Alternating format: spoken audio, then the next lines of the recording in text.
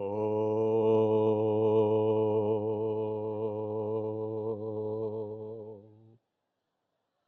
ఓ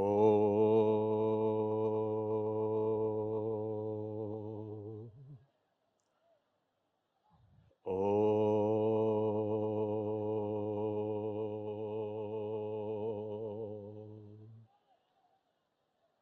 యం బ్రహ్మా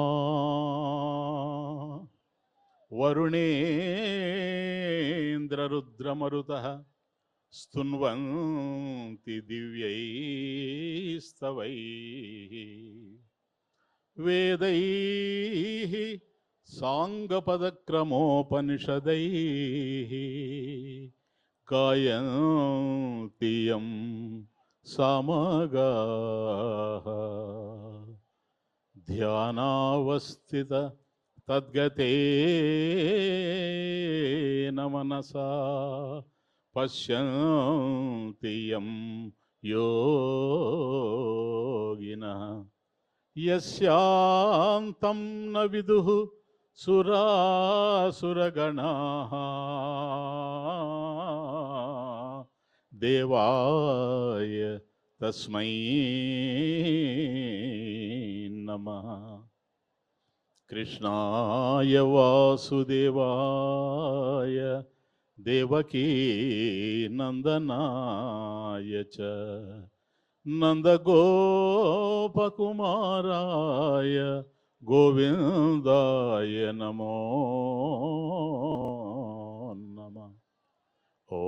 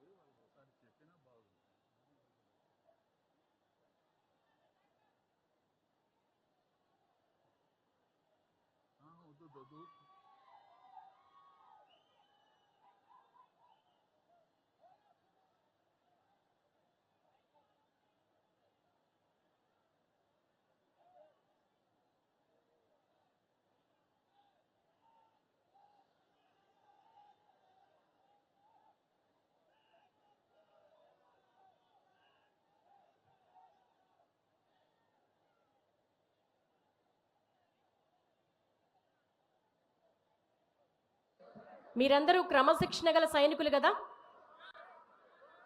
మీ అభిమాన నాయకుడి మీద మీ క్రమశిక్షణ ఉంది కదా. దయచేసి కూర్చోవాల్సిందిగా మనవి. యోగి పుంగవులు సాక్షాత్ యోగీశ్వర స్వరూపులు ఇక్కడికి వచ్చి మనకు 4 మంచి మాటలు చెప్పాలని వచ్చారు. దయచేసి వారి అనుగ్రహ భాషణాన్ని వినడం మన విధేయత, క్రమశిక్షణ. దయచేసి మీరెవరూ స్లోగన్స్ చేయొద్దు, అందరూ సైలెంట్గా ఉండాలి.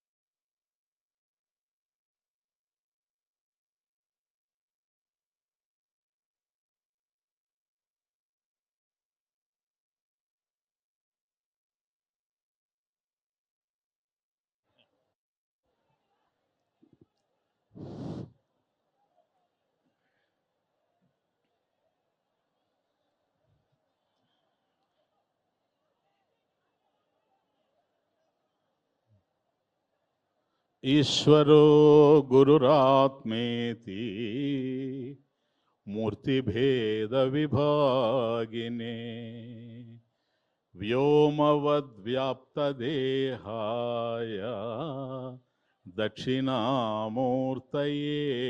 నమః. హరి ఓ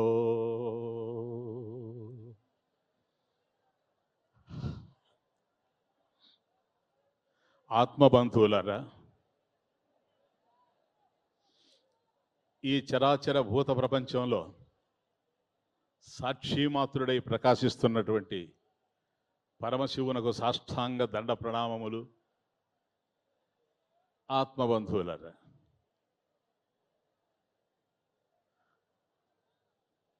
మనం ఇంటిలో దీపాన్ని వెలిగిస్తాం. ఆ తరువాత తలుపులు కిటికీలు కనుక తెరిచిపెట్టినట్లయితే ఆ దీపపు కాంతి బాహ్యానికి కూడా విస్తరిస్తుంది. అది వెలుగు యొక్క లక్షణం. కానీ పరమేశ్వరుడు దివ్యమైనటువంటి వెలిగేటువంటి ప్రకాశం వంటి వాడు. ఆయన ఒక అద్భుతమైనటువంటి జ్ఞానదీపం. ఆయన యొక్క ప్రకాశం పరిమితంగా ఉండలేదు. అది ఎంతో విస్తరించి బాహ్యంలో విరబూస్తూ ఉంటుంది. జ్ఞానాన్ని అందరూ అందించలేరు. ఏమో అందించినా అందుకోలేరు కూడా చాలామంది. పక్షికి ఆహారం పెడితే అది తింటుంది, మనిషి తింటాడు. కాకపోతే జ్ఞానాన్ని పొందేటువంటి శక్తి మనిషికి ఉందే కానీ పశుపక్షాదులకు లేదు. అందువల్ల జీవితంలో జ్ఞాన సముపార్జన అనేటువంటిది ప్రధానమైనటువంటిది కావాలి. ఈ కోణంలోనే మన యొక్క సంస్కృతిలో జ్ఞానానికి పెద్ద పీట వేశారు. దీపము అనేటువంటిది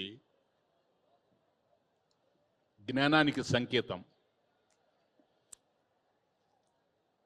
కనుకనే ఈరోజు మనం అందరం దీపాలు వెలిగిస్తూ ఉన్నాం.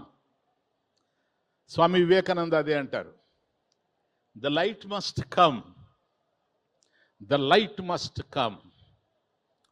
If someone feeds me every day of my life, in the long run, I shall not use my hands. Spiritual death is the result of following each other like a flock of sheep. The light must come. జీవితంలో వెలుగు అనేటువంటిది రావాలి, వెలుతురు అనేటువంటిది రావాలి. వెలుగు మనిషికి కావాలి, వెలుగు మనిషికి రావాలి.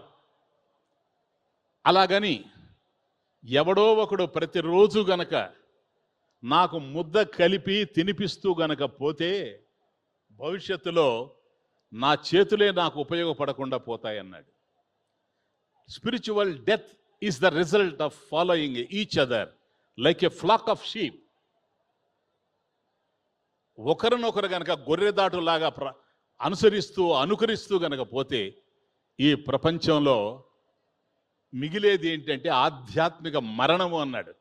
Spiritual death is the result of following each other like a flock of sheep. కాబట్టి జ్ఞాన సముపార్జన జీవితంలో ప్రధానమైనటువంటిది కావాలి. అందుకే ఈరోజు మనం ఇక్కడ దీపారాధన చేస్తూ ఉన్నాం. ఒక 15 రోజులుగా అద్భుతమైనటువంటి ఈ కార్యం నడుస్తూ ఉంది. దీపాలు మనం వెలిగించుకుంటూ ఉన్నాం. నిజమే, ఇక్కడ దీపాన్ని వెలిగించి ఏదో రమాదేవి నరేంద్ర చౌదరి దంపతులు మహాద్భుతంగా ఈ కార్యక్రమాన్ని నిర్వహిస్తూ ఉండారు చాలా సంవత్సరాలుగా. అలాగని ఇప్పుడు మనం దీపం వెలిగించుకొని ఆ తర్వాత జీవితంలో గనక ఏ విధమైనటువంటి వెలుగు లేకుండా పోతే ఈ వైభవం అంతా దేనికి అని నేను సూటిగా ప్రశ్నిస్తున్నా. కాబట్టి ఇక్కడ ఏదైతే వెలిగించుకుంటూ ఉన్నామో, ఏ వెలుగైతే మన జీవితంలో ఉందో, ఇది మన బ్రతుకులో కూడాను తొంగి చూడాలి, ప్రతిఫలించాలి. ఇక్కడ వెలిగించుకున్నటువంటి దీపం ఏదైతే ఉందో ఇది ఇంతటితో ఆగకుండా భవిష్యత్తులో కూడా ఇది కొనసాగేటట్టుగా ఉండాలి. మనకు ఎన్నో జన్మలు గడిచాయి. మనవి అనుకున్నటువంటి దేహాలు ఎన్నో మట్టిలో కలిసిపోయినాయి. ఇప్పుడు ఇది నడుస్తూ ఉంది ఈ జీవితం. ఇది ఎంతకాలం నడుస్తుందో కూడా మనకు తెలియదు. ముందుకు వెళ్ళినటువంటి జలాన్ని, నదీ జలాన్ని ఎట్లాగైతే మనకు వెనకకు రప్పించలేమో, పోయినటువంటి జీవితం కూడాను మళ్ళీ తిరిగి రమ్మంటే రాదు. కాలం చాలా విలువైంది. It is precious and priceless. కనుక పోయినటువంటి యవ్వనం రమ్మంటే రాదు, వయసు రమ్మంటే రాదు, కాలం రమ్మంటే రాదు. ఉండే కాలాన్ని ఏ విధంగా సద్వినియోగం పరుచుకోవాలి అనేటువంటిదే మనం దీర్ఘంగా, సుదీర్ఘంగా, సువిశాలంగా సుశిక్షణతో ఆలోచన చేయాల్సినటువంటి అవసరం ఉంది. అదే దీపోత్సవం అని నా ప్రత్యేకమైనటువంటి మనవి. నా ఉద్దేశంలో దీపోత్సవం అంటే అదే కార్తీక దీపోత్సవం. కాబట్టి జీవితంలో ఇక్కడ మనం దీపం వెలిగించుకుంటూ ఉన్నాం. ఇది వెలుగు. మన జీవితంలో నిరంతరం కూడా ఈ వెలుగు ఉండాలి. రేపు ఇంటికి పోయినా కూడాను ఇక అక్కడి నుంచి మళ్ళీ ఎప్పుడొస్తుందా కార్తీక దీపోత్సవం అని ఎదురు చూడడం కాకుండా, నిరీక్షించడం కాకుండా, ఈ రోజు నుంచే ప్రారంభమైంది, ఇక్కడే వెలిగించుకుంటూ ఉన్నాం, ఇది కొనసాగుతూ పోవాలి అనేటువంటి ఆలోచన ప్రతి ఒక్కరిలో గనక కలిగితే ఇదే కార్తీక దీపోత్సవం యొక్క ముఖ్యోద్దేశము అని నా వ్యక్తిగతమైనటువంటి అభిప్రాయం. ఈ ప్రపంచంలో ఎందరితోనో మనకు సంబంధ బాంధవ్యాలు ఉన్నాయి. ఇవి ఈరోజు ఉంటాయి, రేపు ఉండవు. ప్రపంచంతో మనకు సంబంధం ఉంది, ప్రపంచంలో ఉన్నటువంటి వ్యక్తులతో మనకు సంబంధం ఉంది, ఎందరో వ్యక్తులతో సంబంధం ఉంది. ఈ సంబంధాన్ని ఉంచుకోవాలంటే ఉంచుకోవచ్చు, తెంచుకోవాలంటే తెంచుకోవచ్చు. ఎందుకో తెలుసా? మనం ఉంచుకోవాలనుకున్నా అవి తెగిపోతూ ఉన్నాయి గనక. గతంలో ఎందరినో పోగొట్టుకున్నాం ఈ ప్రపంచంలో. తల్లిదండ్రులను పోగొట్టుకున్నాం, అన్నదమ్ములను పోగొట్టుకున్నాం, భార్యను పోగొట్టుకున్న వాళ్ళు కొందరు, భర్తను పోగొట్టుకున్న వాళ్ళు కొందరు, బిడ్డల్ని పోగొట్టుకున్నటువంటి వాళ్ళు కొందరు. ఏది ఎవరికి పోతుందో తెలియదు, కానీ ఆయుష్ మాత్రం అందరికీ ముందుకు నడిచిపోతూ ఉంది.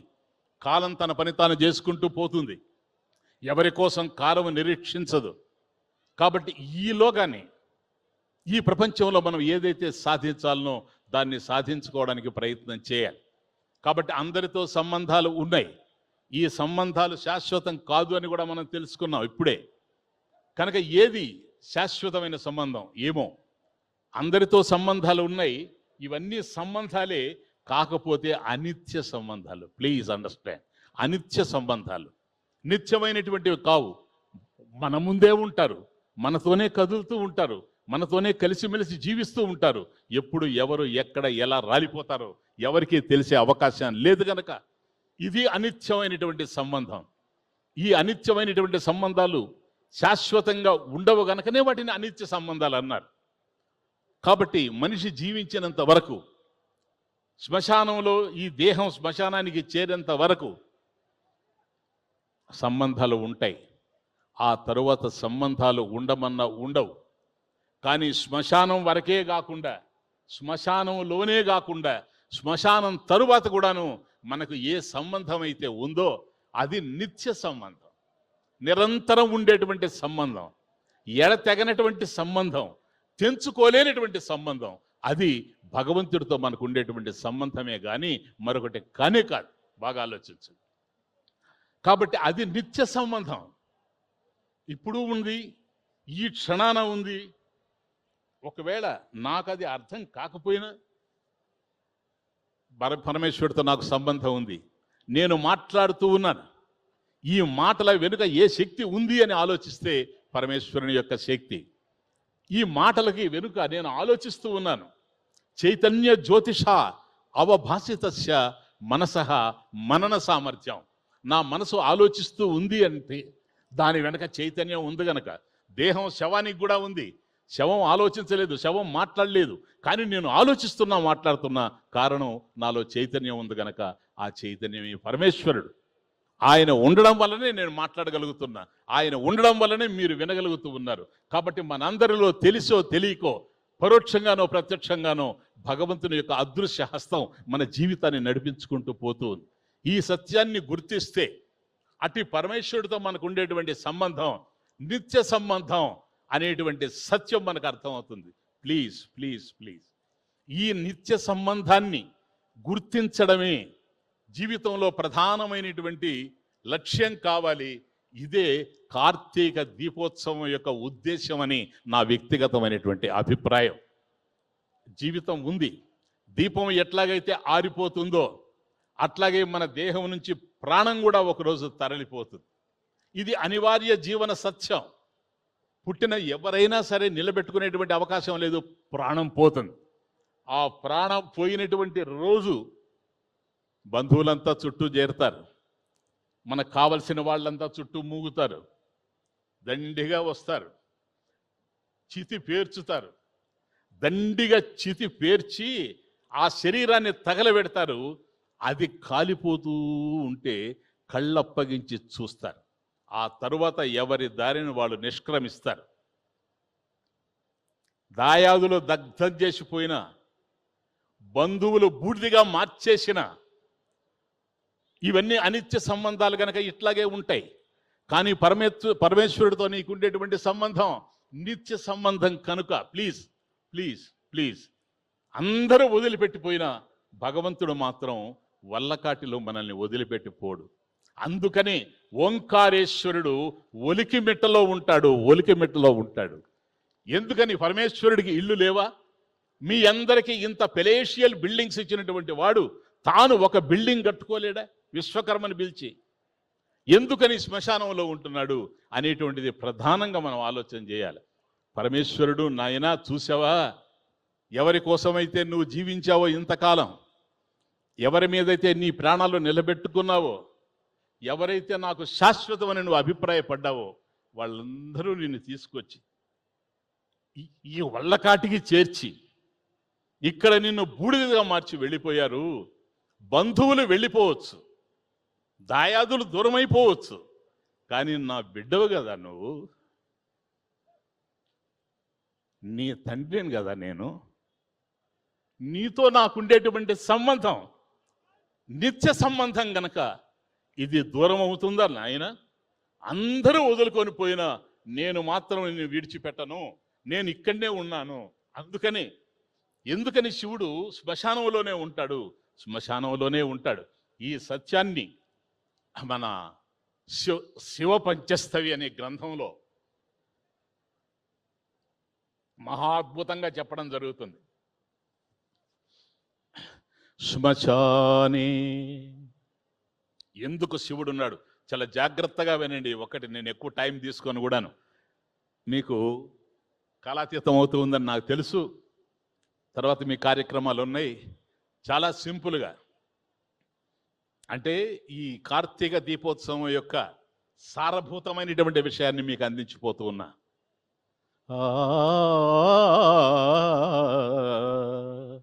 శ్మశానే భూతానాం పతి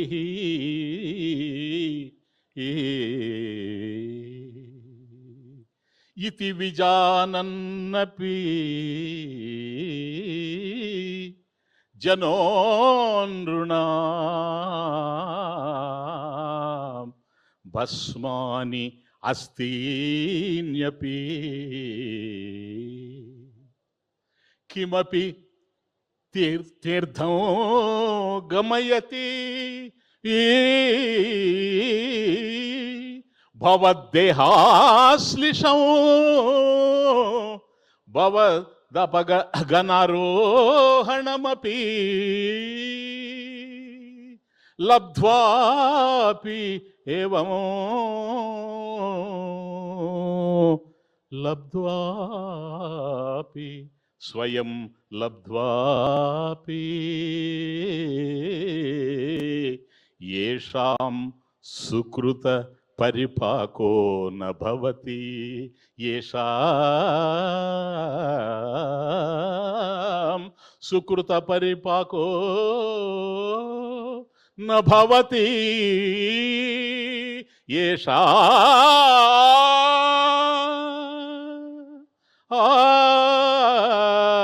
సుకృత పరిపాకో న భవతి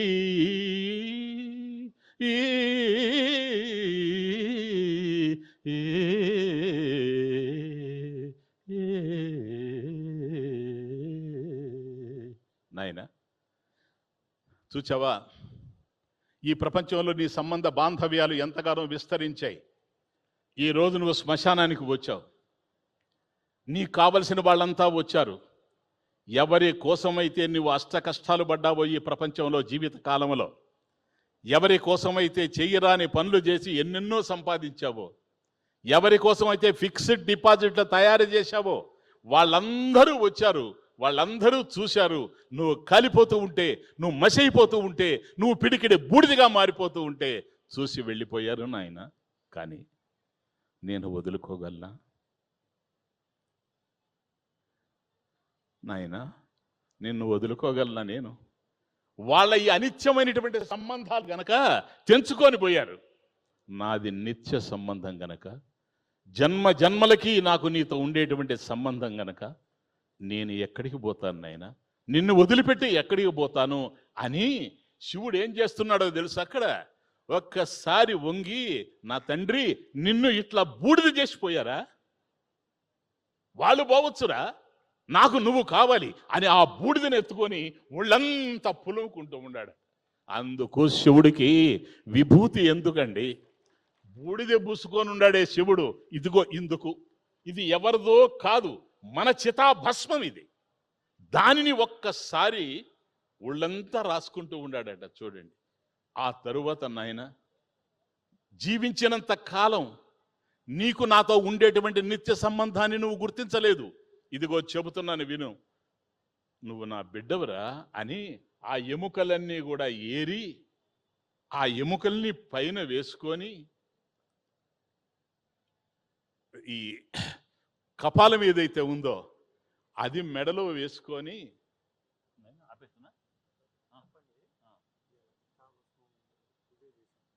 అదే అదే భస్మం. Very good. ఈరోజు చిత్తాభస్మం పూజ చేశారట. నరేంద్ర చౌదరి గారు చెప్తున్నారు. నేను దారిలోనే ఉన్నాను, నాకు తెలియదు. నేను బయలుదేరి 1:30 గంట అయిపోయింది. ఇదంతా నాకేం తెలియదు. తెలియకపోయినా తెలిసిందే. ఎందుకో తెలుసా? ఇది భగవంతుని యొక్క విషయం గనక, అవన్నీ ఉన్నాయి గనక, ఆ శాస్త్రం మన దగ్గర ఉంది గనక ఈరోజు ఇవన్నీ కూడా చేస్తున్నాం. కాబట్టి ఆ ఎముకల్ని ఎత్తుకొని పైన వేసుకొని, డిస్టర్బ్ చేయబాకండి నన్ను, ఓన్లీ 5 minutes. నేను చెప్తానులే, అన్నీ చెప్తానులే, నువ్వు అనుకునేవన్నీ చెప్తాను, టైం తీసుకొని అయితే. కాబట్టి ఆ కపాలాన్ని కూడా వేసుకొని బిడ్డను ఎట్లా ఎత్తుకుంటారు మీకు తెలుసు కదా. ఇదిగో ఇలా ఎత్తుకుంటారు బిడ్డ. నాకు ఆ భాగ్యం లేదు, కానీ మీరందరూ ఎత్తుకున్నోళ్లే బిడ్డని ఇట్లా ఎత్తుకుంటారు కదా. ఆ విధంగా ఎముకలన్నీ కూడా ఇట్లా ఎత్తుకొని ఆ భస్మాన్నంతా పూసుకొని, నాయనా నేను వదల్లేదురా, నేను ఇక్కడే ఉన్నానురా అని చెప్తున్నాడట. కాబట్టి శ్మశానే భూతానాం పతి. కాబట్టి ఆ శ్మశానంలో ఎవరుండారు? అందరు వెళ్ళిపోతారు తగలబెట్టిన తర్వాత.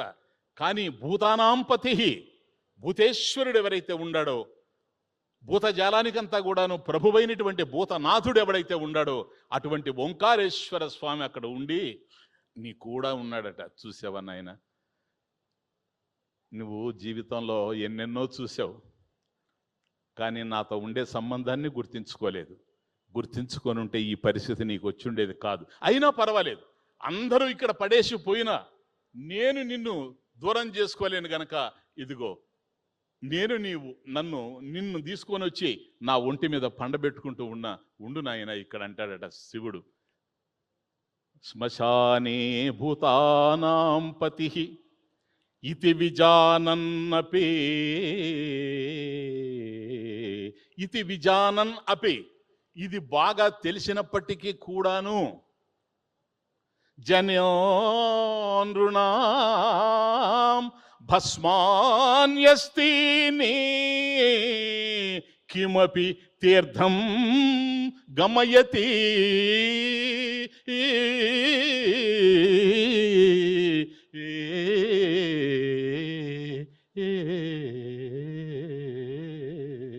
శాస్త్రం చూడండి ఎంతవరకు పోయింది. ఇంత జరిగితే ఇదంతా తెలుసు, శివుడు శ్మశానంలోనే ఉన్నాడని తెలుసు.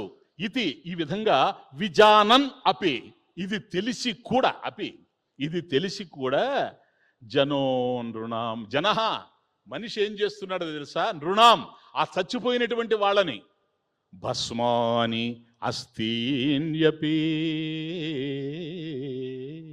ఆ భస్మం కాస్త తీసుకొని, ఆ అస్థికల్ని కాస్త తీసుకొని, ఎముకల్ని తీసుకొని గంగానదికి వెళ్ళి, యమునా నదికి వెళ్ళి, బ్రహ్మపుత్రకి వెళ్ళి, గోదావరికి వెళ్ళి, లేదు కృష్ణకి వెళ్ళి, ఇట్లా అన్ని నదుల్లో కలుపుతూ ఉన్నాడు. కిమపి తీర్థం గమయతే, కిమపి తీర్థం గమయతే, ఇట్లా తీర్థక్షేత్రాలకు పోతూ ఉన్నాడు అవి ఎముకలు భస్మము తీసుకొని. మంచిదే, పోవాల్సిందే, చేయాల్సిందే. కానీ ఇక్కడే ఆ భస్మం దగ్గరే, ఆ ఎముకల దగ్గరే నీ కోసం కూర్చొనున్నటువంటి నీ తండ్రిని కనీసం ఆ స్థితిలో కూడా గుర్తించలేకపోతే దేనికోసం ఇదంతా చెప్పండి? దేనికోసం ఇదంతా? ఇక్కడ దీపం వెలిగించి ఇక్కడి నుంచి వెళ్ళిన తర్వాత రేపు దీన్ని సంపూర్ణంగా మర్చిపోతే ఈ వైభవం అంతా దేనికి అని అడుగుతున్నాను నేను. ఇంత వైభవం ఎందుకు? ఎందుకు ఆ పుణ్య దంపతులు ఇంత కష్టపడి ప్రతి సంవత్సరం ఎన్ని రోజులు ఇది చేయడానికి గల కారణాలేంటి? కాబట్టి అది గుర్తు పెట్టుకోవాలి. ఎప్పుడు భవద్దేహాశ్లేషం భవదపి భవత్ అపఘనారోహణమపి.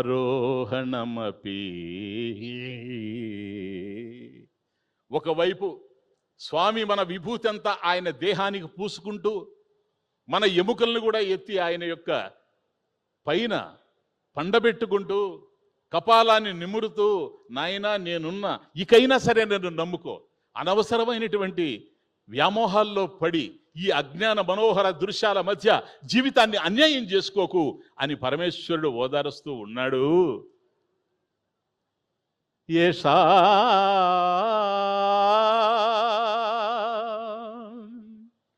ఏషా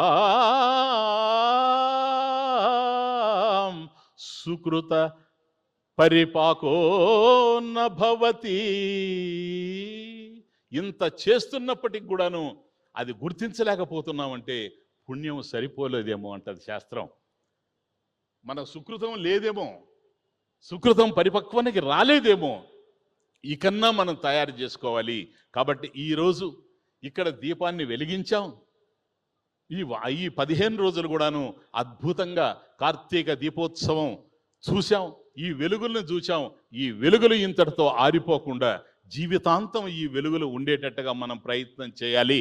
అనుక్షణం భగవంతునితో మనకు ఉండేటువంటి నిత్య సంబంధాన్ని గుర్తించుకొని జపము ద్వారా, ధ్యానము ద్వారా, స్వాధ్యాయము ద్వారా, సంకీర్తనము ద్వారా నిరంతరం కూడాను భగవంతుడికి చేరువుగా ఉండడానికి మనం నిరంతరం ప్రయత్నం చేస్తూ ఉండాలి. ఇదే ఈ కార్తీక దీపోత్సవం యొక్క ముఖ్యోద్దేశమని మీకు నేను తెలియజేస్తూ, ఎక్స్పెక్ట్ చేశారు కదా ఆపేస్తున్నానని. మీకు ఆపాలని ఉంటే నేను ఆపేసి ఉండేవాడిని. అదొక ట్విస్ట్. ఇంకొక 2 నిమిషాలు ఆపేస్తాను. ముఖ్యమైనది చెప్తున్నా మీకు.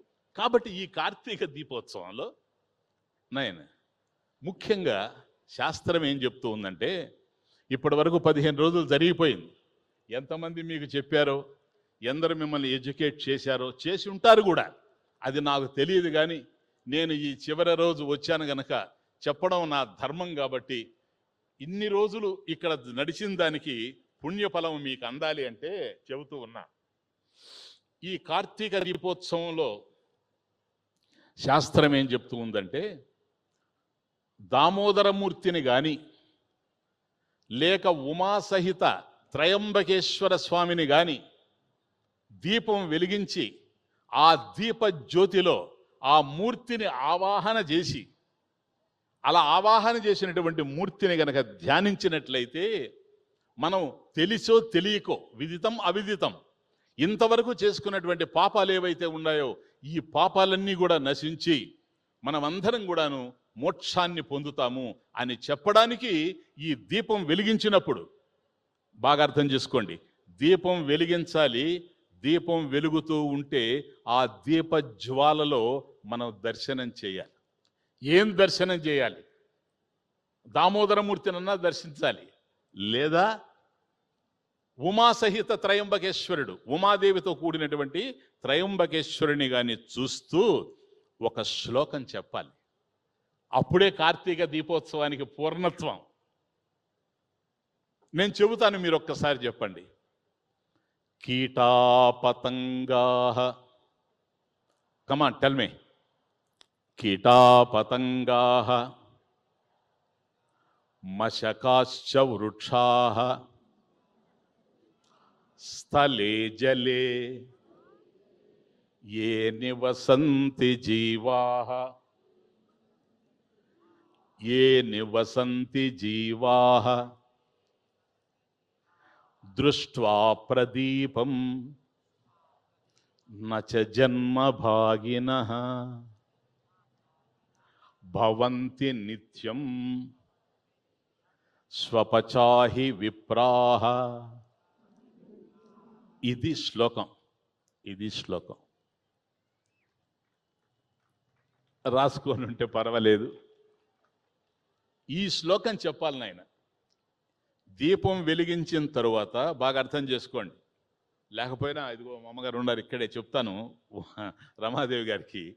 వీలైతే ఈ శ్లోకాన్ని టీవీలో కూడా మీకు అందించేటట్టుగా చూస్తాం. ఏంటంటే కీటాహ పతంగాహ అర్థమేనండి. అంటే కీటకములు కానీ, ఇప్పుడు మనం దీపం వెలిగిస్తున్నాం, చుట్టూ కీటకాలు ఉన్నాయి, పురుగులు ఉన్నాయి. ఆ పురుగులన్నీ దీపంలో పడి కూడా చచ్చిపోతాయి. కీటాహ పతంగాహ పక్షులున్నాయి, మశకాహ దోమలున్నాయి, వృక్షాలున్నాయి, అట్లాగే మొక్కలున్నాయి. ఇవన్నీ కూడా ఉన్నాయి. జలే స్థలే ఏ నివసంతి దేవాః.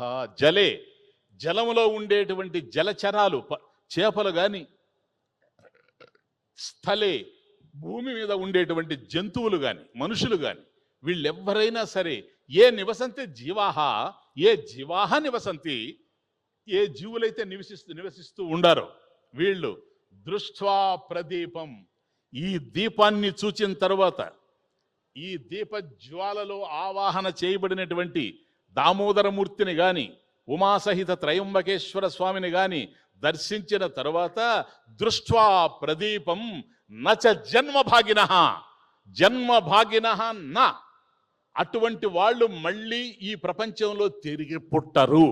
అంటే జన్మరాహిత్యాన్ని పొందుతారు, మోక్షాన్ని పొందుతారు అని అర్థం. కనుక ఈ విధంగా దీపాన్ని దర్శించి ఎవరైతే దీపదర్శన సమయంలో ఈ శ్లోకాన్ని చదువుతారో అటువంటి వాళ్ళు మోక్షాన్ని పొందుతారు. కేవలం మానవులే కాదు, కీటకాలు, పశువులు, పక్షులు, వృక్షాలు ఇవన్నీ కూడా తరించిపోతాయి అని శాస్త్రం. కార్తీక దీపోత్సవ సందర్భంలో ఇది ప్రధానమైనటువంటి కీలకమైనటువంటి శ్లోకం. మనం దీపం వెలిగించినప్పుడు ఇది చెప్పాలి. చెప్పామో లేదో నాకు తెలియదు కానీ నాయన మళ్ళీ ఒక్కసారి నేను రిపీట్ చేస్తాను, మీరు చెప్పండి, ఆ పుణ్యమంతా మీకు దక్కుతుంది. కీటాహ పతంగాహ మశకాహ వృక్షాహ స్థలే జలే ఏ నివసంతి జీవాః దృష్ట్వా ప్రదీపం నచ జన్మభాగినః భవంతి నిత్యం స్వపచాహి విప్రాః. నిత్యం భవంతి స్వపచాహి విప్రాః. ఎవరైతే అజ్ఞానంతో ఉండారో ఈ ప్రపంచంలో వాళ్ళందరూ కూడాను జ్ఞానాన్ని పొందుతారు అని చెప్పింది ఈ శ్లోకం. కాబట్టి సకల జీవరాశులు తరించిపోవడమే కాకుండా, అంటే ఆ దీపాన్ని వెలిగించి ఆ దీప జ్వాలలో భగవంతుడిని దర్శించడం, ఇప్పుడు నేను చెప్పినట్టుగా ఒకవేళ లేకపోయినా దీపం వెలిగించినప్పుడు ఆ దీప కాంతి ఎవరి మీద అయితే పడుతుందో వాళ్ళు కూడా తరించిపోతారని అర్థం. ఎందుకంటే మనం చూస్తాము కానీ అక్కడ కీటకాలు ఉన్నాయి, పురుగులు ఉన్నాయి, అవన్నీ కూడా ఎక్కడ చూస్తాయి, వాటికి ఏం తెలుస్తుంది? కానీ ఆ జ్యోతి ప్రజ్వలన చేసిన తరువాత ఆ కాంతి గనక పడితే వాటి మీద అవి తరించిపోతాయని శాస్త్రం చెప్తూ ఉంది. గనక ఆత్మబంధువులారా, ఇది కార్తీక దీపోత్సవం. భగవంతునితో ఉండేటువంటి నిత్య సంబంధాన్ని మనం గుర్తించుకోవడం, ఇక్కడ ఉండేటువంటి అనిత్య సంబంధాలకి మనం స్వస్తి పలకడం, కార్తీక దీపోత్సవాన్ని వెలిగించడం, అందులో భగవన్మూర్తిని దర్శించడం, ఈ జన్మ పరంపరలో జన్మ దుఃఖం, జయా దుఃఖం, ఎప్పటికీ ఈ దుఃఖాల్ని అనుభవించడం కాకుండా నిరంతరం కూడాను భగవంతుని యొక్క సేవలో తరించిపోయేలాగా మనం ఇక మీదట ఇక్కడ వెలిగించుకున్నాము గనక దీనిని ఆరకుండా చూడాలని, మళ్ళీ ఈసారి ఎప్పుడు వస్తుందా కార్తీక దీపోత్సవాన్ని ఎదురు చూడడం కాకుండా రేపు కార్తీక దీపోత్సవానికి నెక్స్ట్ ఇయర్ మళ్ళీ ఇక్కడికి వచ్చినప్పుడు అందరి ముఖాలు వెలుగుతూ ఉండాలి, దీపజ్వాలల్లాగా ఉండాలి, జ్ఞాన జ్యోతితో అందరూ వెలుగుతూ ఉండాలి. ఇటువంటి శక్తిని మీకు నాకు అందరికీ పరమేశ్వరుడు ప్రసాదించాలని ఇంత అద్భుతమైనటువంటి కార్యక్రమాన్ని, పుణ్య కార్యక్రమాన్ని ఎంతో వ్యయ ప్రయాసలకు ఓర్చి ప్రతి సంవత్సరం కూడా నిర్వహిస్తూ ఉన్నటువంటి ఈ రమాదేవి తల్లి, ఆ నరేంద్ర చౌదరి దంపతుల్ని భగవంతుడు చల్లగా చూడాలని, ఇటువంటి కార్యక్రమాలే కాకుండా ఇంకా కూడాను వ్యక్తుల్లో ఆధ్యాత్మికమైనటువంటి స్ఫూర్తిని కలిగించేటువంటి అనేక కార్యక్రమాలు వీళ్ళు నిర్వహించాలని, అట్టి శక్తిని భగవంతుడు వాళ్ళకు ప్రసాదించాలని ఆశిస్తూ అభిలషిస్తూ సెలవు తీసుకుంటూ ఉన్నాను. అనుగ్రహ భాషణపూర్వక ఆశీస్సులు అందించిన శ్రీ శ్రీ శ్రీ సుందర చైతన్యానంద స్వామి వారికి మీ అందరి తరపున నమస్సులు తెలియజేసుకుంటున్నాం. ఈ కోటి దీపయజ్ఞ సంకల్పం ఈ 16 రోజులతో పరిసమాప్తి కాదు. ప్రతి ఇంటా దీపాలు వెలగాలి. అదే భక్తి టీవీ యాజమాన్యం సంకల్పం, ఉద్దేశం.